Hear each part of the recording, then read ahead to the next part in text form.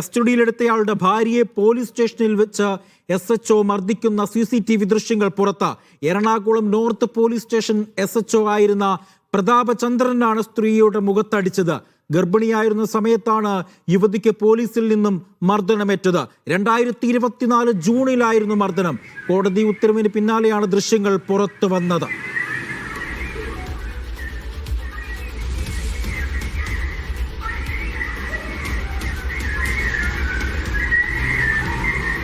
മുഹ്സീന അസുണ്ട് വിവരങ്ങൾ നൽകാനായി. മുഹ്സീന ഇപ്പോൾ നിൽക്കുന്നത് ആ മർദ്ദനത്തിന് ഇരയായ സ്ത്രീയുടെ വീട്ടിലാണ്. മുഹ്സീന, എന്താണ് അന്ന് ശരിക്കും നടന്നത്? അത് അവരോടൊന്ന് ചോദിച്ച് മറ്റു കാര്യങ്ങൾ.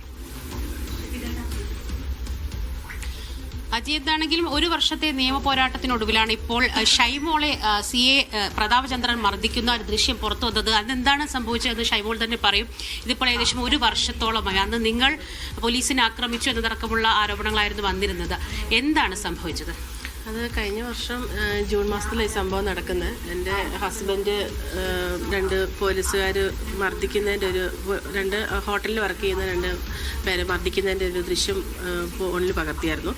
അതേ ചൊല്ലിയിട്ടാണ് അത് കഴിഞ്ഞ് 2 ദിവസം കഴിഞ്ഞ് പോലീസുകാർ ഞങ്ങളുടെ അവിടെ വന്ന് അറസ്റ്റ് ചെയ്ത് GP കയറ്റി കൊണ്ടുപോയി. പിന്നാലെ ഞാൻ കുഞ്ഞുങ്ങളുമായിട്ട് സ്റ്റേഷനിൽ ചെന്നപ്പോൾ അവിടെ ഇട്ട് മർദ്ദിക്കുന്നതുകൊണ്ട് അപ്പോൾ ഞാൻ കരഞ്ഞുകൊണ്ട് നിലവിളിച്ച് പറഞ്ഞു, എൻ്റെ ഹസ്ബൻഡിനെ അടിക്കരുത്, ഉപദ്രവിക്കരുത്, എനിക്ക് മക്കൾക്ക് ഇവിടെ വേറെ ആരുമില്ല, 2 കുഞ്ഞുങ്ങളെയും വെച്ച് ഞാൻ പ്രഗ്നൻറ്റുമാണ്, ഒന്നും ചെയ്യരുതേ എന്ന് പറഞ്ഞു. അപ്പോൾ എൻ്റെ നെഞ്ചത്ത് പിടിച്ച് തന്നെ ഒരൊറ്റ തള്ളിയിട്ട് അപ്പോൾ ഞാൻ അടുത്തേക്ക് ചെന്നപ്പോഴത്തേനും ഞാൻ വേച്ച് പോകുന്നുണ്ട്. അടുത്തേക്ക് ചെന്നപ്പോഴത്തേക്ക് എൻ്റെ മുഖത്തേക്ക് അടിക്കുകയാണ് ചെയ്തത്.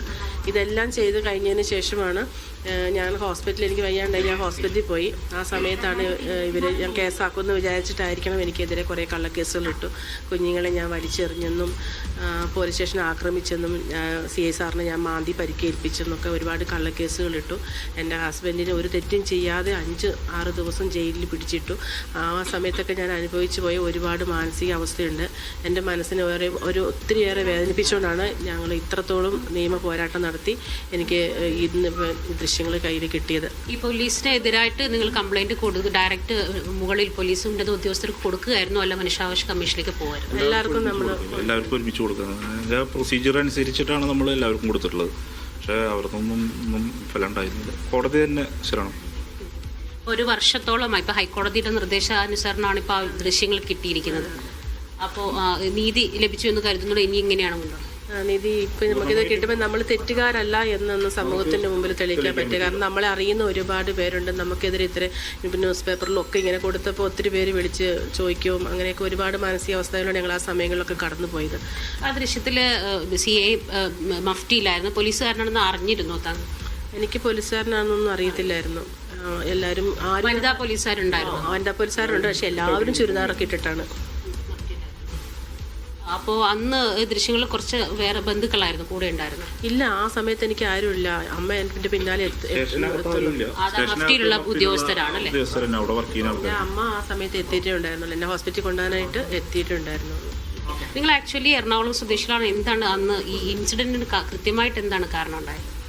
അതായത് ഞങ്ങളിവിടെ ഈ സ്ഥാപനം നടത്തിയിട്ട് കൊണ്ടുപോകുന്നു. അപ്പോൾ അതെ അപ്പോൾ ഈ പോലീസിൻ്റെ ഇവിടെ ഈ മുന്നിലുണ്ടായ സംഭവത്തിൽ ഞാൻ മനസ്സിലാക്കിയ കാര്യം, അവിടെ എന്തോ വേറെ ഒരു ഇഷ്യൂ നടന്നിട്ടുണ്ട്. അതെന്താണെന്നുള്ളത് പോലീസ് അന്വേഷിക്കട്ടെ. അതിൽ ഒരു പോലീസ് ഉദ്യോഗസ്ഥൻ്റെ മകൻ അതിൽ എന്തോ പ്രശ്നം ഉണ്ടാക്കിയിട്ടുണ്ട്. അപ്പോൾ അത് ഹൈഡ് ചെയ്യാൻ വേണ്ടിയിട്ടാണ് അവർ ഇങ്ങനൊരു ഇതിലേക്ക് മാറ്റിയത്. പക്ഷേ അത്ര വലിയ ഇഷ്യൂ ഉണ്ടാക്കേണ്ട. ഞാൻ പൊതുസ്ഥലത്ത് ഒരു വീഡിയോ എടുത്തു, പക്ഷെ അതൊരു നിയമവശമായിട്ടുള്ള ഒരു കാര്യമല്ല. നമ്മൾ തെറ്റൊന്നും ചെയ്തിട്ടില്ല. അല്ല, തലേദിവസം ഉണ്ടായ സംഭവം. അതിൽ പ്രകാരം ഇവിടെ തൊട്ട് മുന്നിൽ റോട്ടിലുണ്ടായ ഒരു സംഭവം.